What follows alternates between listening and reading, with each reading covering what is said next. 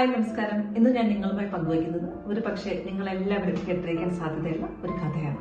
ഒരിക്കൽ ഒരു ഭാര്യയും ഭർത്താവും അവരുടെ കഴുതയുമായിട്ട് മാർക്കറ്റിലോട്ട് പോവുകയായിരുന്നു.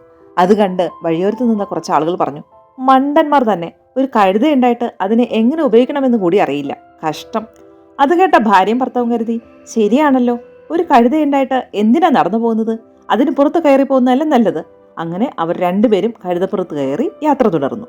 കുറച്ചു ദൂരം കടന്നപ്പോൾ അതിലൂടെ കടന്നുപോയവർ പറഞ്ഞു, എത്ര ദുഷ്ടരാണിവർ, പാവം കഴുത, അതിന് പുറത്ത് രണ്ടുപേരും കൂടെ കയറി അതിനെ ബുദ്ധിമുട്ടിക്കുന്നു. ഇത് കേട്ട ഭർത്താവ് ഭാര്യയെ മാത്രം കഴുതപ്പുറത്തിരുത്തുന്നതാകും ഉചിതം എന്ന് കരുതി അദ്ദേഹം ഇറങ്ങി നടക്കാൻ തീരുമാനിച്ചു. കുറച്ചു ദൂരം പിന്നിട്ടപ്പോൾ രണ്ടുപേർ അതുവഴി നടന്നു വരികയായിരുന്നു. അതിലൊരാൾ മറ്റൊരാളുടെ ചെവിയിൽ പറഞ്ഞു, മണ്ടൻ തന്നെ ഇദ്ദേഹം അല്ലേ, കഴുതപ്പുറത്തിരിക്കേണ്ടത് ഭർത്താവല്ലേ, ഭാര്യയുടെ ബോസ്. ഇത് കേട്ട ഭർത്താവ് ഭാര്യയെ കഴുതപ്പുറത്ത് നിന്നും താഴെയിറക്കി തിരിച്ച് അദ്ദേഹം കഴുതപ്പുറത്തിരുന്ന് യാത്ര തുടരാൻ തീരുമാനിച്ചു.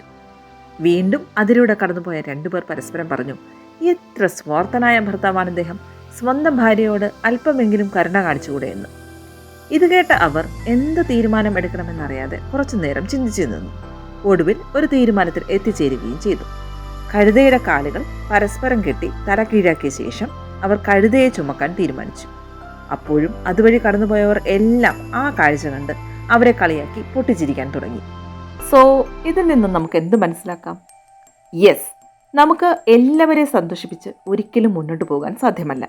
What ever you do, there will always be people who criticise U.